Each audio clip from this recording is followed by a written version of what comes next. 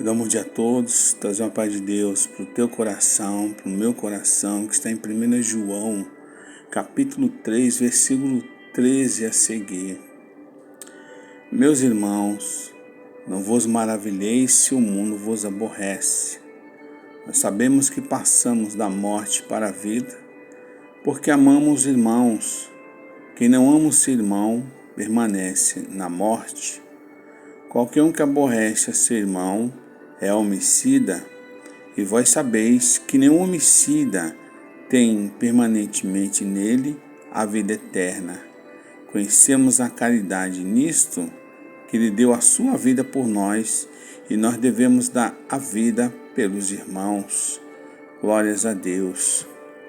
Queridos irmãos, amados ouvintes, queridos seguidores, a palavra de João, no versículo 15, ela nos mostra que nenhum homicida tem a vida eterna.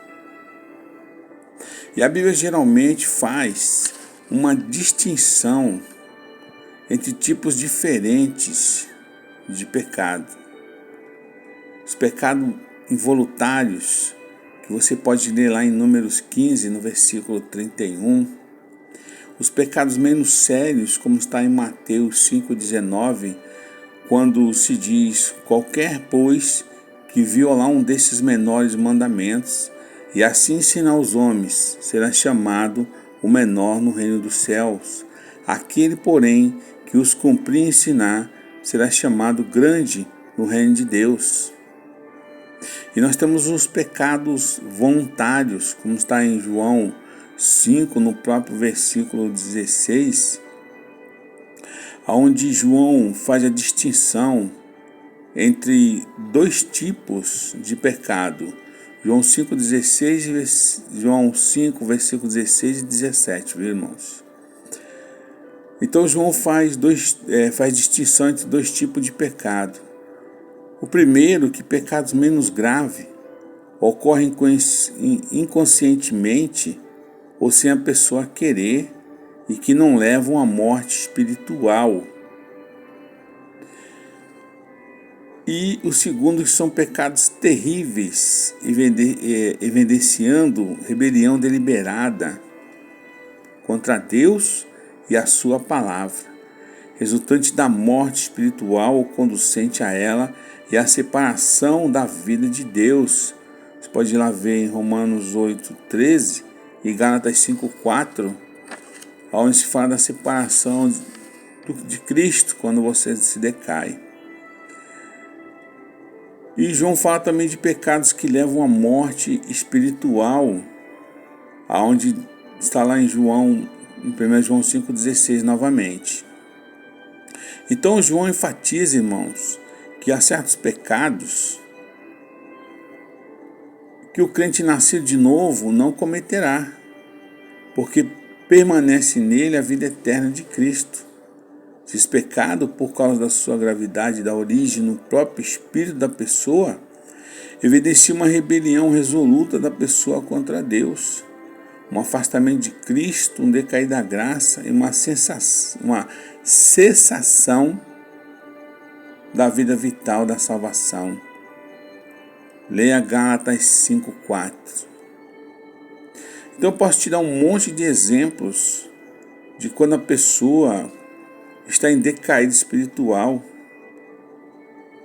apostasia, assassinato, impureza, moralidade sexual, abandonar a própria família, fazer o próximo pecar e ter requintes de crueldade.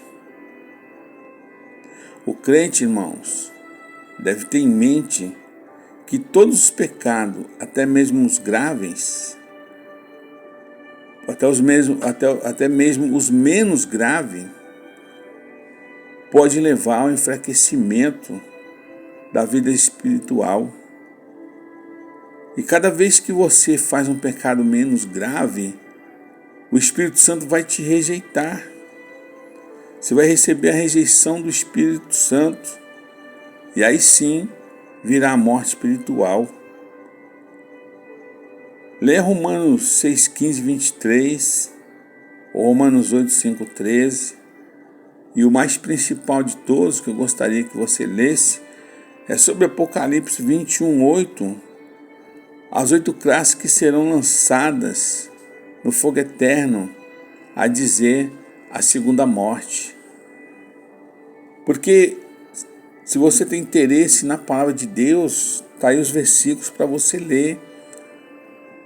Mas leia conforme você está ouvindo, para não se perder. É importante você estar lendo a Bíblia, irmãos. Se você tiver uma Bíblia escrita, a Bíblia escrita é melhor do que você estar no celular. O celular desvia a sua atenção. O celular é um conjunto de coisas misturadas, boas e malignas, pecados involuntários e voluntários. Então pegue a sua Bíblia num lugar silencioso, escute a palavra de Deus, marque os versículos para que você possa cada dia mais estar em contato com Deus. Amém, irmãos? Nós precisamos estar sempre meditando na lei dia e noite, irmãos.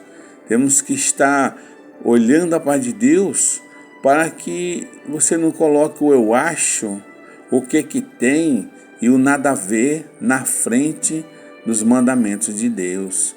E não seja enganada pelos falsos profetas. Você vê que lá em 1 João 4 diz: amados, não creiais em todo espírito, mas provai se os espíritos são de Deus, porque já muitos profetas têm levantado no mundo. Tome cuidado, irmão. Medite na lei dia e noite.